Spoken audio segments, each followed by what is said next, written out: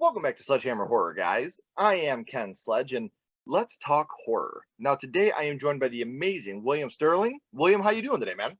I'm so fantastic.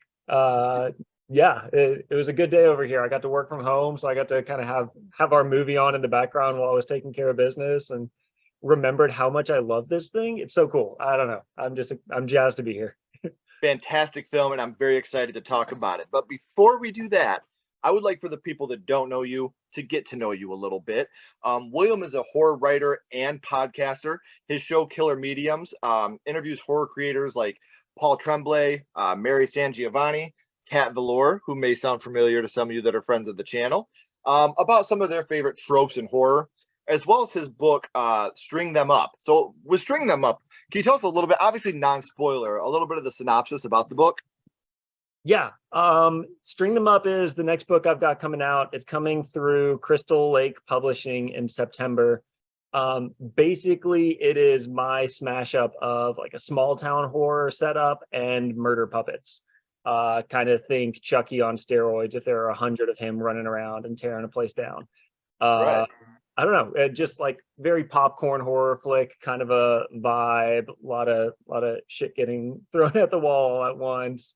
Just blow everything up and see where the pieces fall, sort of thing. That's super dope, man. And you said that's your next book. Now that means you obviously have some type of catalog. And you guys can check that all out, as well as staying up to date about String Them Up by following William at all his social media links. And all those social media links are down in the description below. So make sure that you're giving him a follow so you can stay up to date, not only on the things he's working on, but you can check out some of the things that he has done before. So how many books have you written and published? Four question mark five. They're all kind of blending together at this point. Right.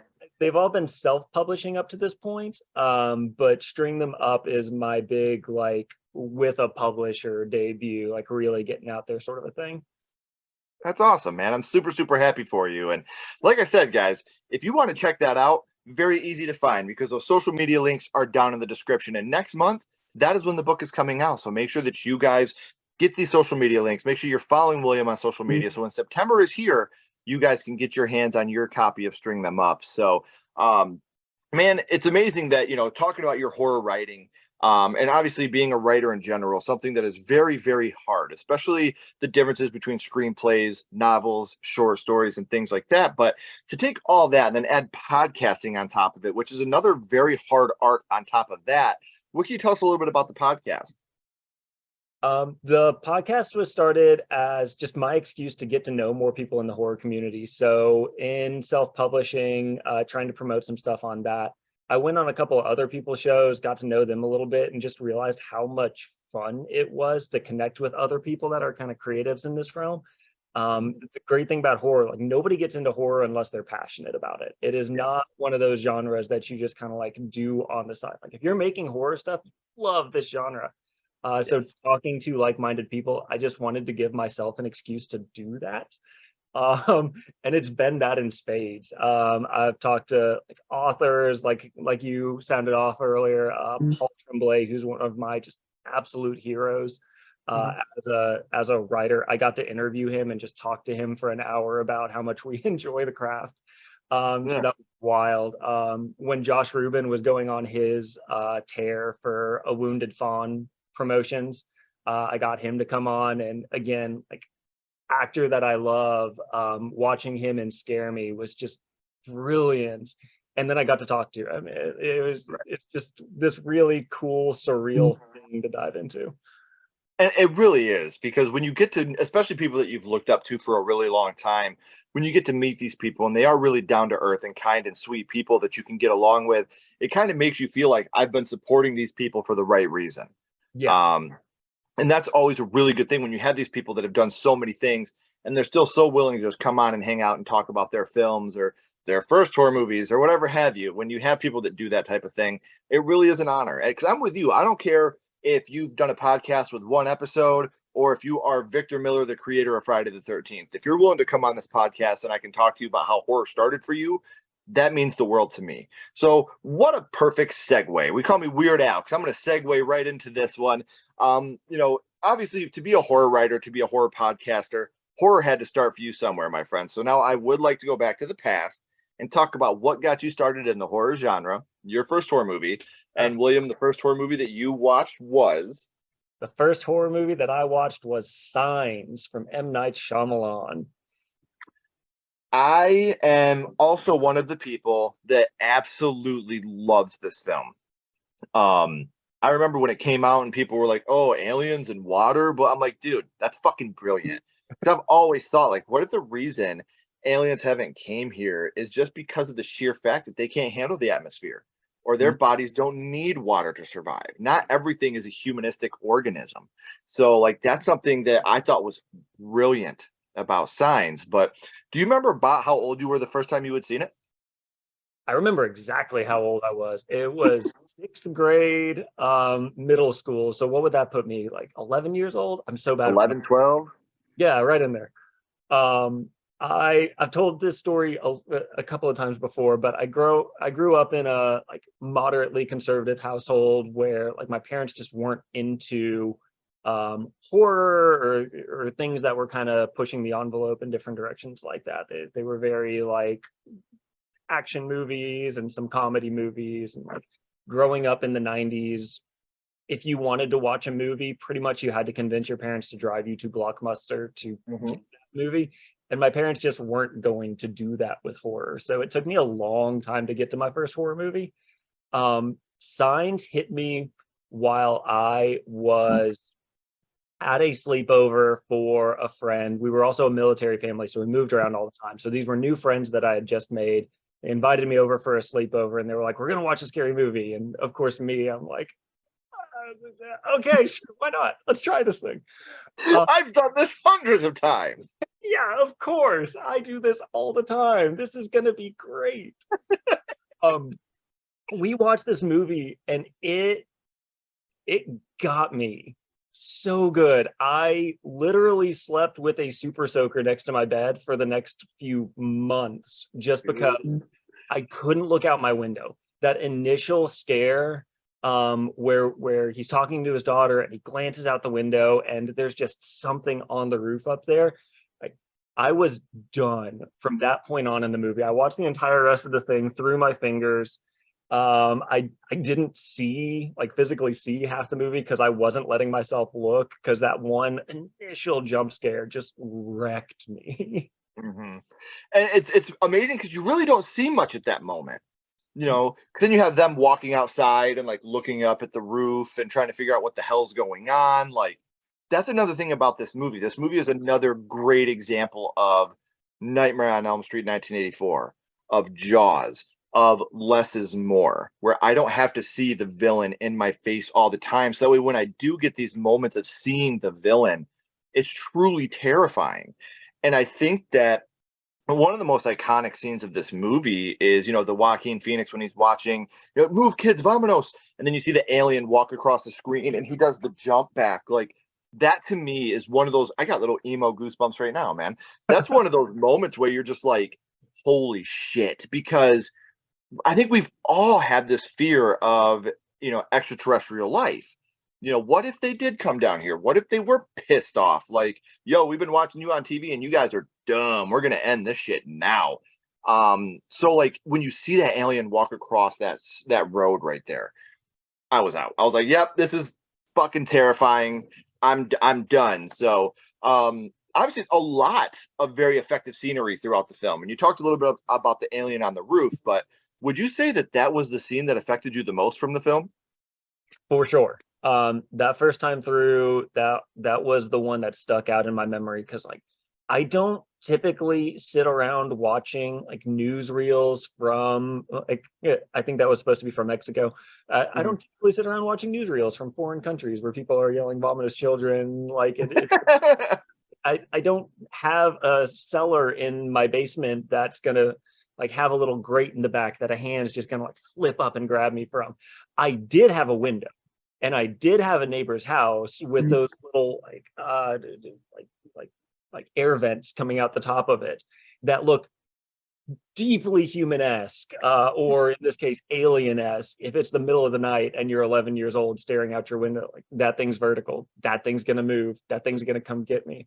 It was just everything. It was where's my word here? It was relatable. It was so relatable in that moment. What's scarier than that? Yeah. When you have the thing that poltergeist, when the tree comes through the window and grabs the kid, how many of us had a tree outside of our bedroom window? When you take something like that, our neighbor's house, something that is, most of the time we think is a safe place, and you put something scary over there, or my bedroom where I'm supposed to be safe, and you put something scary in here with me, especially as a 8, 9, 10, 11-year-old kid. That's all we know really at this point, is what's our surroundings, what we grow up with. And so when you take those and you make those into something scary for us, you might sleep with a super soaker in your bed for the next couple of months. So I totally get where you're coming from, because the two scariest things are the things that are relatable and the things that are completely left to your imagination, because nothing's going to be scarier than what you can imagine is going on right there, right now. So, and I do have a lot of people that have asked me, do you consider this a horror film? I've always been under the impression horror is what you make it. Do I consider Signs a horror film? Absolutely, I do. But horror is impossible for me to lock down. What's a horror movie? Well, it has to be scary. Large Marge from Pee-wee's Big Adventure scared me more than probably most horror movies, and I don't consider that a horror movie. It's got to have death. I've seen The Lion King, bro. Slow down. So horror to me is really what gives you that feeling of anxiety, what makes you go to that place. And so Signs, absolutely consider that a horror movie. And this is one of those movies that M. Night Shyamalan is historically known up until recently to do one-off movies. Do this and it's done. Do this and it's done. Signs never really got any type of sequel treatment. So is this a movie you would like to see remade today, or even a sequel done to this today? I don't think so. Something that impresses me so much about the story is how well contained it is. Everything in this story centers on this family and this one very small town. And just it feels like every thread that gets started has a very intentional conclusion. Mhm. Joaquin Phoenix, all of his baseball stories culminate in him swinging away at the end. The little girl with the glasses of water all over the place, that ends up being super relevant. It just wraps everything up in such a nice, neat bow. I would hate for M. Night Shyamalan or any other filmmaker to try to crack this nut back open and to just Mhm. let things start spiraling on them. Sure. We're doing this right after the Exorcist Believer trailer dropped. And just my first impression with watching that was, oh, we don't need this. We had that story already. We had the possession storyline. We had all of this happen. And it was so good the first time that they did it. I don't know why you're going down this road, Blumhouse. And it's so funny because, like, where I will agree with you, I think The Exorcist should have been a standalone film. It should, The Exorcist, and then you're done. But it sucks for me to say that, because in that franchise, The Exorcist 3 is my favorite film. The Exorcist 3 is actually probably in my top 5 favorite films of all time. I think that movie is honestly very close to perfect. Like, that's how much I genuinely love that movie. But I get what you're saying. Like, this is something that, and when I watched the trailer, I'm a little indifferent here, because one, possession, religious type horror is my favorite. So I don't care if they make 1,000 of these movies, I'll go watch every single one of them. But when I'm watching the trailer, I'm like, I'm feeling the same as you. Like, obviously Ellen Bernstein coming back, I think that's cool. Like, that's really cool.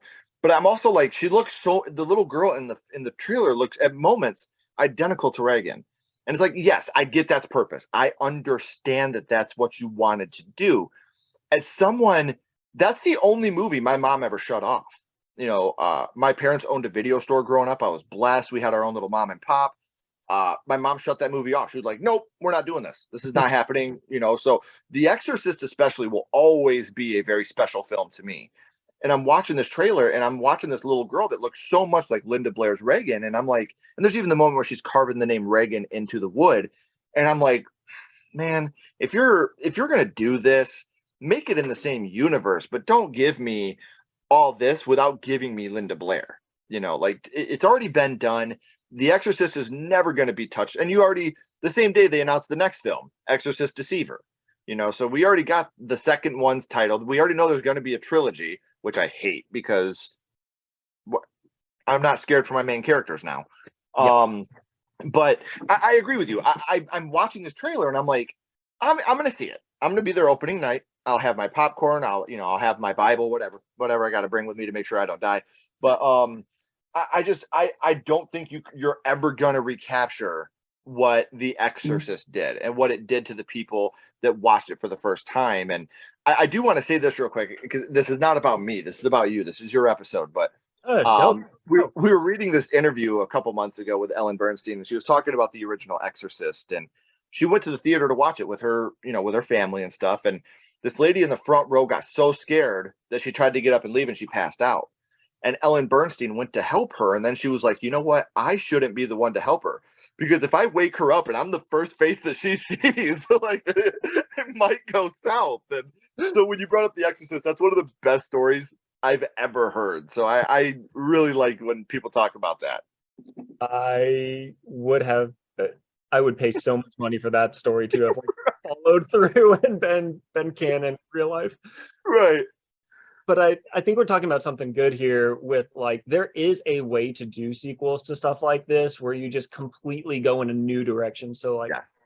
I know Prey wasn't loved by everyone when it came out, but I'll give this to it. Like, it did something new. You mean the Predator film? Yeah, the newest Predator film, Prey. Dude, that was in my top three favorite movies from last year. Okay, perfect. I didn't want to go off on that road. Dude, love it, man. I thought that movie was, and the thing that pissed me off is people are like, oh, Arnold Schwarzenegger and his big tough guys can't handle it, but this little girl can. I'm like, you didn't watch the movie, you fucking idiot. She literally uses her surroundings, uses her brain, uses her teachings, and it's fucking brilliant, man. And you get moments like when the brother's like, if it bleeds, we can kill it. I was like, oh, he said the thing. Yep. Dude, I loved that movie, man. I'm with you. Like, I think that movie, one of the best prequels I've ever seen in my entire life. Yeah. But if Shyamalan wanted to go do something like completely different, kind of like that, I might be for it, but I just think he nailed it with this really small isolated town, this faith-based subplot where Mel Gibson is trying to like reconcile his faith, and like all of it just comes together so perfectly. I can't see another tangential plot kind of hitting it like that again. I agree with you. And usually at this point in the interview, my little buddy Ghostface joins me, but he couldn't be here today, but he gave me permission. As you can see here, I am Ghostface. So for a little bit here, William, I am going to be Ghostface. We talked about your first horror movie and what that means to you. But now I got to ask you the question, what's your favorite scary movie, William? What is your favorite horror movie of all time?